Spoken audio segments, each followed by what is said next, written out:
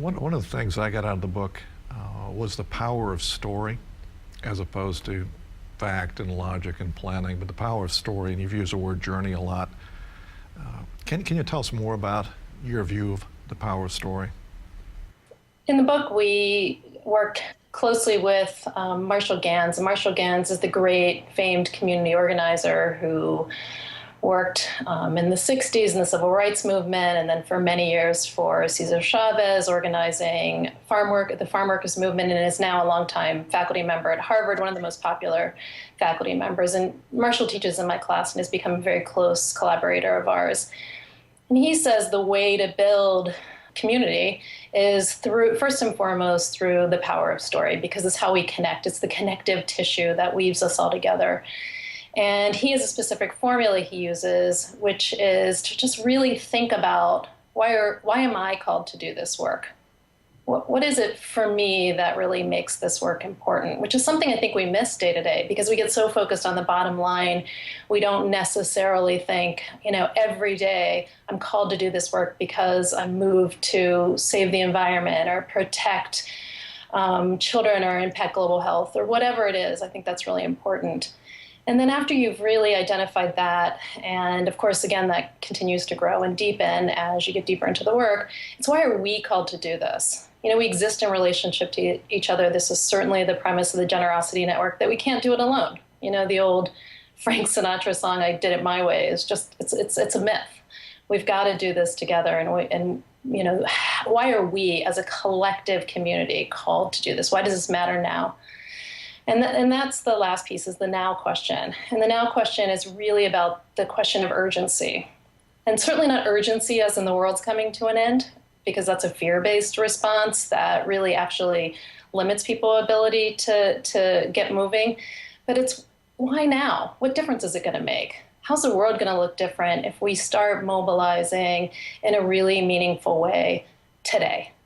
And so that's really the framework we use. And, Marshall, again, teaches it in my class. And we spend a lot of time with these leaders, helping them identify their own story, their collective story, and why does it matter right now?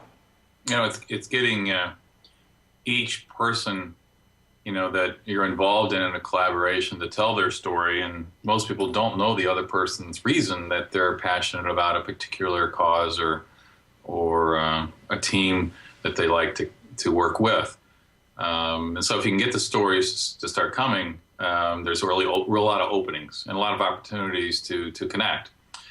For example, when I tell my story, where, in seventh grade, I walk in the band room and the band director gives me a tuba to play, and I start learning about music and understanding and feeling what it's like to play music with others, to create something beyond anything I could do by myself, that's for sure.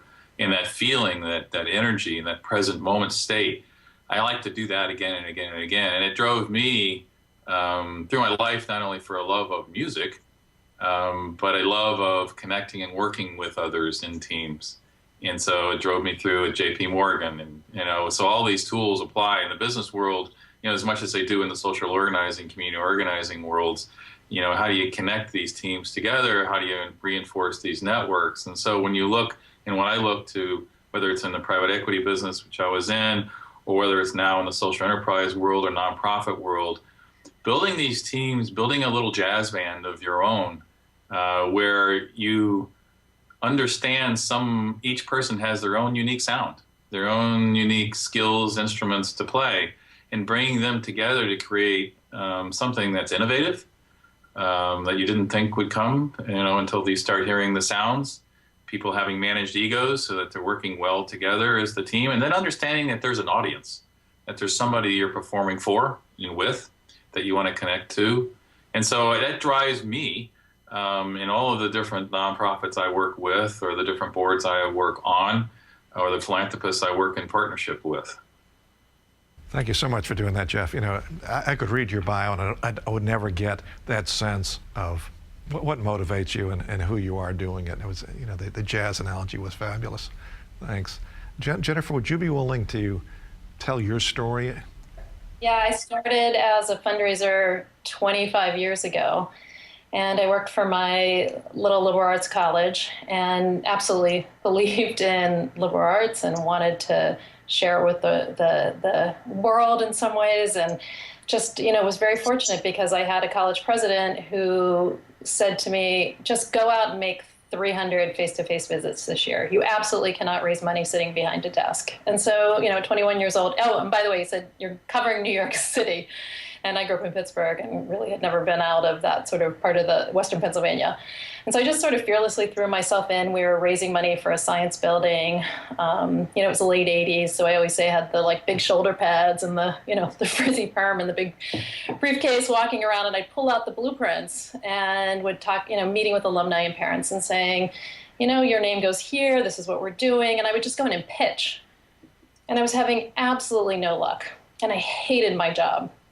And I remember about halfway through the year, and I really do remember this moment so clearly because I was walking up Fifth Avenue and I was going back to my little hotel room and I thought, I have to get a new job.